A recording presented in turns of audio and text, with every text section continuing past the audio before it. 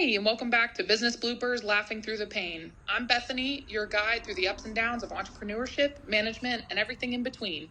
Each week, we'll dive into outrageous stories, laughable blunders that will remind us all that while business can be serious, it doesn't all have to be work and no play. Now grab your coffee, settle in, and let's dive into today's episode of Business Bloopers, Laughing Through the Pain.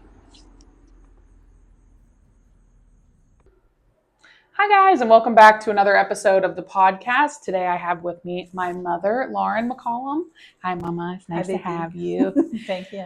So today I brought my mom on just to talk about, my mom has been with me literally from the beginning, before it was even a business. We were sitting in Hot Rods, what used to be Hot Rods, when we created the name. Do you remember that?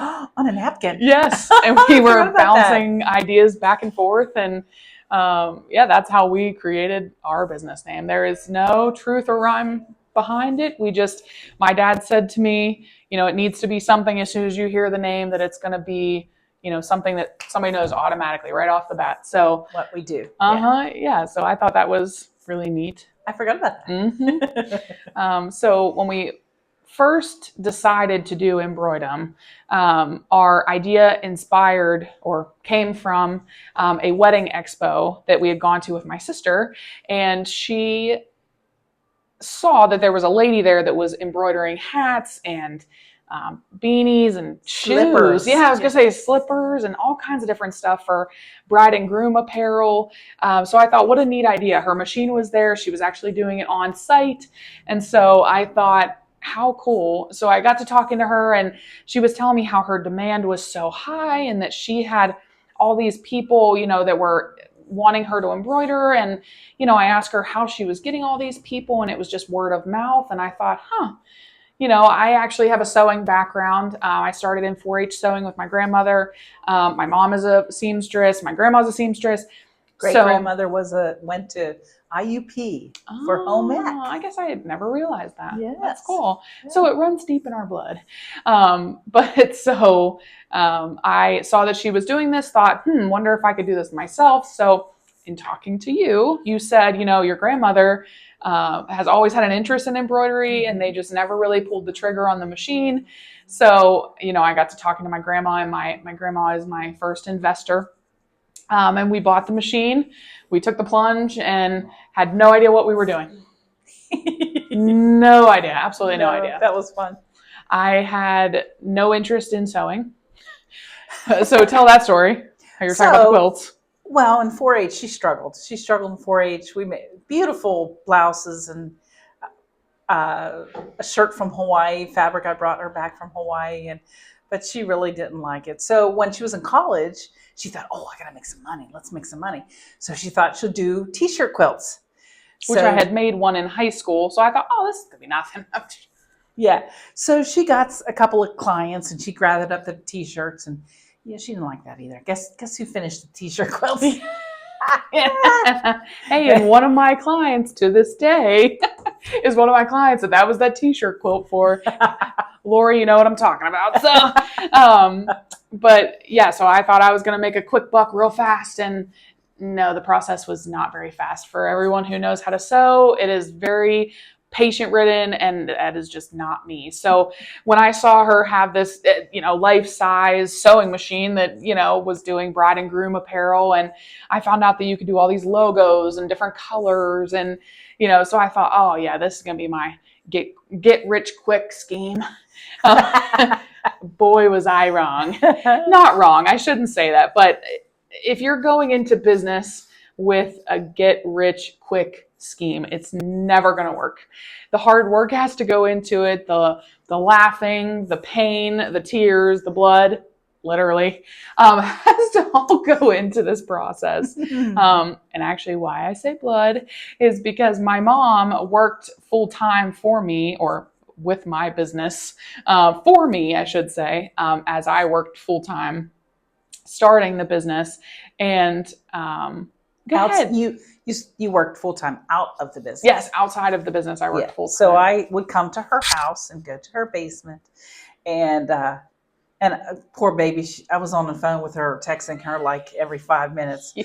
What goes on this shirt? What colors do I have to have? And changing up the colors. And and problems with the machine. I don't even know what I was sewing, but maybe if I just move it this way, ram. I put a needle down through my finger. And I didn't tell anybody. I just went to the bathroom and cleaned it up and wrapped it up tight and kept going. I still have a scar. Yeah. I came home from work that day and she's telling me the story and I'm like, wait, back up. Did you tell me you just put a needle through your finger? Like, what? Wait a second. So this woman is an ox. I'm telling you what, she is one of the strongest women I have ever met in my life. But that was definitely an experience. And then I told Dad and he's like, wait, she did what? So it's like, you can't just skirt past this, back up. We got to go back. So that was a great time. By that, I mean, not at all. So that's what I mean by blood goes into this. But it's not that bad. Nothing has ever, knock on wood, happened since then. So, but we have been through some trials and tribulations together. I thought of one. When your grandmother wanted to have an embroidery machine, is because they had Belgian horses.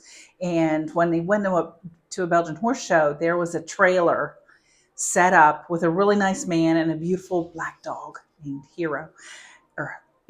We'll go with that.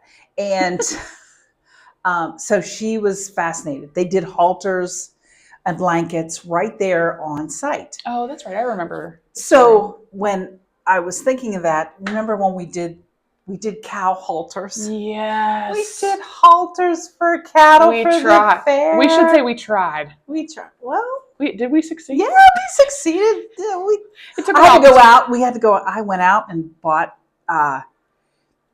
little dog halters at Walmart and practiced on them to see how to do them. And how about the tractor seat cover? Yes. We did a beautiful... Yes, it was for actually a John Deere tractor or something of that nature, wasn't it? And the guy wanted like a mural. Yeah, and it was for his wife's anniversary, their anniversary or something. Yes, yeah. So it turned out beautiful. But some of the jobs that you take on when you first start thinking, I need to make money and, let's just take on anything. And are some of the best experiences and most humbling experiences. Remember that flag that we did? Oh my goodness! So it was this sucker. We had to cut into four quadrants. Yeah, 4 pieces, and we embroidered each of them individually, and then had to piece them together. They were each over 100,000 stitches. Yes. And just so you're aware, the rule of thumb is 1,000 stitch is 2 minutes. So you always multiply. So that's 200 minutes. For one square. And that's if you don't have any thread breaks, and at the time we're operating one machine. So you think, you set that sucker up and you go away. You just keep an eye on it. Make sure, listen for it. If it stops, you got to go find out why it stops. And yes, never again. We had, no, that was a never one and again. Done. Didn't we do it twice? We had to do it twice, I'm pretty sure. Didn't we do Well, we only did part of it. That's true. And then we figured it out. And then we went back and did the whole thing. That brings up some great memories. Oh my goodness, yes. And we didn't even have our good hoops at the time, did we? No, we did not. So when we first bought the machine, it was probably 6 months after we started, there was an embroidery conference in Atlanta, Georgia. And my uncle lives about 45 minutes from the city. So we thought, hey, let's go stay with him. We'll go to the conference. We'll learn as much as we could. I mean, I think I spent $1,200, and I think that's all I had to my business name at the time. So I was so proud. I bought our plane tickets. I bought everything while we were down there. No, you know what? We stayed one night with him and one night in a hotel. So I paid for a hotel. I was so excited. Rental car? We didn't use their car, did we? Yes, they picked us up. But when we went to dinner... Maybe Mexican restaurant? I think you had a rental car. You're right. We might have had a rental car too. Mexican. Same place twice. It was so good. It was great Mexican. But when we went to this embroidery conference, it was life-changing. I encourage everyone to continue education in your field. Because when we got there, we were so frustrated with the machine because we couldn't figure out why it wouldn't do hats. I shouldn't say everyone, but majority of everyone knows that hats are embroidered, or they prefer to be embroidered. They can be screen printed, but they prefer embroidery. And so when our hats wouldn't run these, or when our machine wouldn't run these hats, we're thinking, what the heck is going on? Like, these machines are built for hats. So we thought. So we go to this conference and we sit in front of a lecture, and it's a guy that is very well known in the embroidery industry. He was the one speaking in this lecture, and afterwards we went up to talk to him, and I said, I just need you to be honest with me. This is the machine brand we have. I don't know why it's not running hats. He looked at me dead in the face and he said, I'm sorry to tell you this, but you bought the worst embroidery machine in the industry. Whoops. Like, you gotta be kidding me. I went back to my mom and I'm like, well, I have some bad news. So, I mean, we poured $10,000 into this machine, and I will give it to that company. They had great marketing because that was the first one that pulled up, as you're researching these machines. And they had even marketed it wrong to me because they had labeled it as a Tajima, which is the top of the line embroidery machine that they just slapped another name on, which was totally wrong. So anywho, fast forward to going down to the exhibit floor. So do your research before you buy equipment. Yes, very extensive, because I thought I had done research. Talk to people in your industry before you buy the machine. Since then, before I switched to the brand that we use now, I got onto Facebook groups and asked their opinion, and we actually found a great machine to work with. But going back. Oh, hey, how about that? What? Okay. What?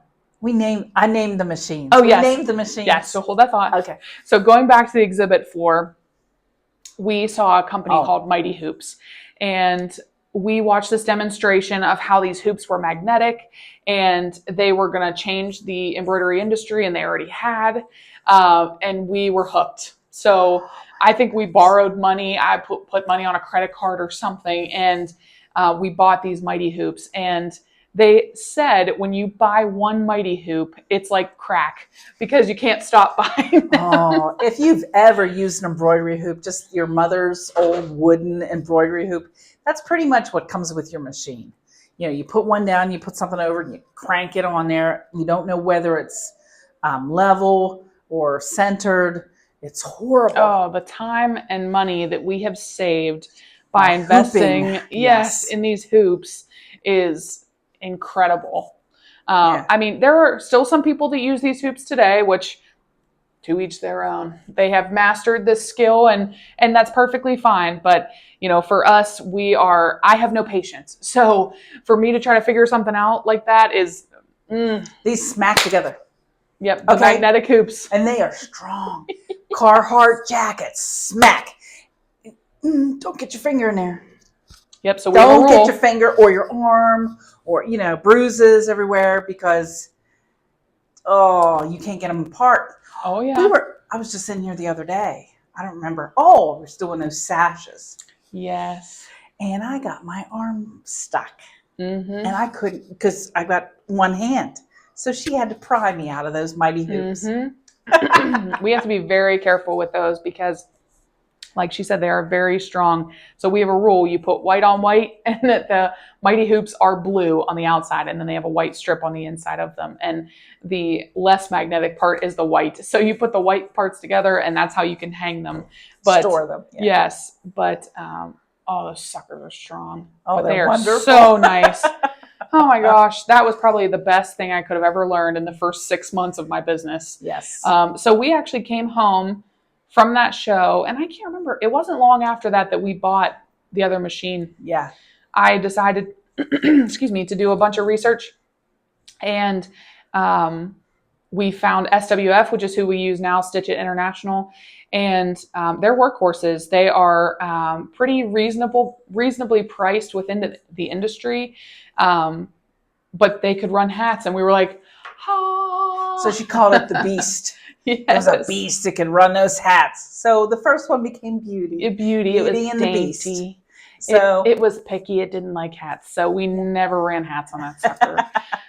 I remember So when I'd call her up, or text her, Beauty is having this problem. Beast is having this problem. So she knew what I was talking about. We knew what machine we were talking about. So yes. No, I was just going to say when I eventually ended up selling that machine, I think the guy still uses it to this day, and Oh, awesome. he had the patience to work with it, and yeah, it works great for him. He actually drove down from New York, and I showed him how to use it. I went through and I did everything. From cleaning it to setting it up to running it, and I remember he was so appreciative. He messaged me several years later and said, thanks so much for taking the time to sit down and show me the machine and everything. You didn't have to do that. So, and that's a lesson too. I will challenge business owners to do with new business owners is don't be afraid to show people how to do it, or, invest your time in them, because it's only going to make you, feel good, to be honest, about yourself, but it's going to help them and not make as many mistakes as you did, which is what I'm trying to do. Help people along the way not to make the mistakes that I did. Do you mentioned the Facebook? You used to be really active on the Facebook pages and Through helping other people, and yeah, do you well, and still? that's how, because embroidery is not very saturated, we taught ourselves everything. So a lot of the times these Facebook groups would be the only thing that we had to turn to. So I'd be posting pictures on there like, help, did someone go through this, or an error is popping up on the machine. And that was a lot of how I got through things. In this industry, the tech companies for these machines, not tech companies, I should say, technical support within the companies are not the greatest, and I should say they're dealing with a lot of people and not enough tech. Well, like SWF, you call them. Well, the guys are out in the shop fixing the machines, so they don't just sit behind a desk and answer your calls. They're actually Right. working. Right. So it's tough when you've got an order due this afternoon and you can't get your machine to work, and yeah, or your machine's shut down and you're panicking because you don't know what the heck happened. Yeah. Do you remember the time Lou Giacchetti came over?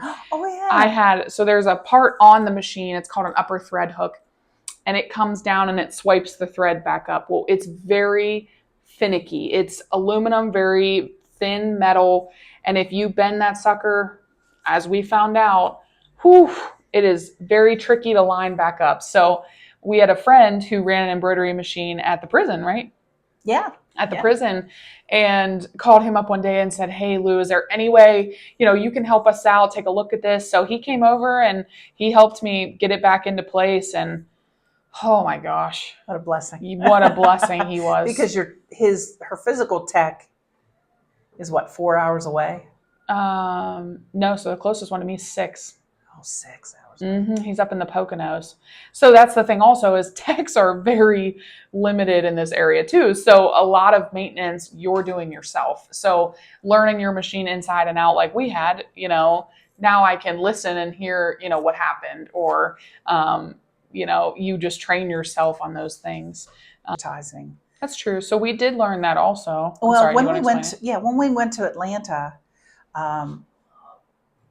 so the main issues with the machine, first is the bobbin. 90% of your problems is the bobbin. So when in doubt, get the bobbin. Second one is digitizing.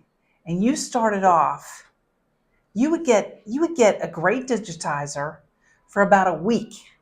Mm-hmm. And then it's like they transferred you to the new guy, and you were getting stuff that would, like a hat, you cannot start it in the center.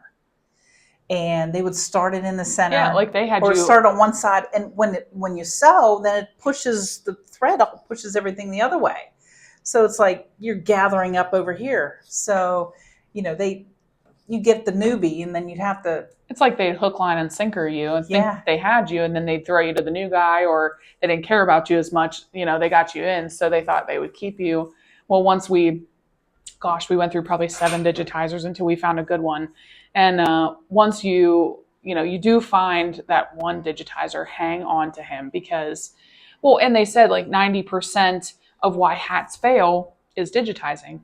Mm-hmm. You can have a perfect bobbin, you can have a perfect thread, you can have a needle, great hat, a great needle, everything, and it's never going to work. Yeah, because of the digitizing. Mm-hmm. And same with polos. Do you have to explain digitizing? So it's when you take the design and computer generate how the machine is going to read that design and how the colors come in. Yeah, Does that every sound good? single stitch Every single is stitch. assigned. The only two industries that use digitizing are embroidery and AutoCAD engineering. So, Oh, do you know really? that? Mhm. No, I didn't know Yeah. that. Yep. So when they do the AutoCAD program and they create um, files, I don't know what the proper terminology is. Yeah, but that's what they told me is digitizing is only the term is only used in those two industries. Oh, okay. So we send all of our logos out to be digitized, or we say put into an embroidery format, and we can do some in-house. Our software is set up to do some wording, but the more detailed logos, that sort of thing, we send it all out. Comes back to us, and then we make masterpieces. Woo. Oh, remember the chair we did? Was it Adams? Oh, yeah, it was a stool, wasn't it? Was it a? I thought it was a boat chair. I think it was going on a boat. Oh, it was going on a boat. Yes. So the back, I had to take the back off. I made a whole new back, didn't I? I took it apart, had it embroidered. Yeah, because we had to take out the seams, I'm pretty sure. Yeah. Yeah, that's where our sewing background comes into this. Yeah. It does come in handy. Oh, she gets me into sticky wickets. Oh, never want to do a stocking again. No, You have to take Christmas stockings apart. No, stockings don't stretch. They do not go over hoops. Those are miserable. Yeah. Gosh, we had so many of those shift and we had to rip them out, and I have sworn off stockings, personalization. Oh. Leather vests come in for patches that were done with that. They come in from motorcycle gangs and they smell like cigarettes. Mm-hmm. From being in bars. And yeah. Mm-hmm. We've had to turn several people away who have worn their shirts and have them brought in. We did learn that. Yeah. Not to take any outside apparel, because we would get some stinky apparel and some dirty apparel, and we just can't risk putting that through the machine like that. Yeah. Oh, glitter. Tell them about the glitter. Oh. We did these glitter bags one time. They were for cheerleading. And for glitter, it's like a glitter flake heat transfer vinyl. So we would sew over it or the embroider over it, and the glitter would tear away from it. And then we would heat press it on. Yeah. And so that was all throughout the machines, the floor, the couch, us. I'm pretty sure it was in our shoes. I mean, the whole nine. We were eating glitter. I had our friends over helping us trim them. They had glitter all over. Oh, it was a nightmare. We don't do much with glitter anymore. Well, you do some with glitter, but they're not as they don't flake off. That's different. True. Oh, you know what? Was it that, or no? It was the book bags. Yeah, wasn't it the glitter book bags? And then remember, they sealed them.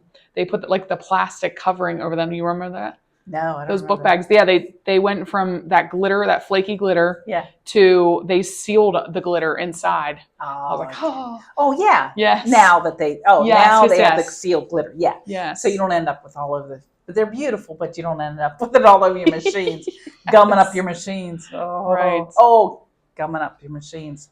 You can't do Velcro. Especially with sticky backs. You can't do anything with sticky backs. It gums up your machine. I don't know how people use adhesive. People use spray adhesive to get patches to stay and stuff. Oh, that's like a sewer's nightmare. Literally. No. Yeah. All right, Mama. Well, thank you very much. Thank you guys for watching another episode of the podcast, and we'll see you next time. And that wraps up another great episode of Business Bloopers, Laughing Through the Pain. We hope you had a good laugh and maybe even found some inspiration in the stories we shared today. If you enjoyed today's episode, don't forget to subscribe and leave us a review. We love hearing your feedback and any bloopers that you'd like to share. Join us next time for more laughs, lessons, and maybe a few more of our own business blunders. Until then, keep smiling, keep learning, and remember, in the world of business, it's okay to laugh at yourself. Thanks for listening.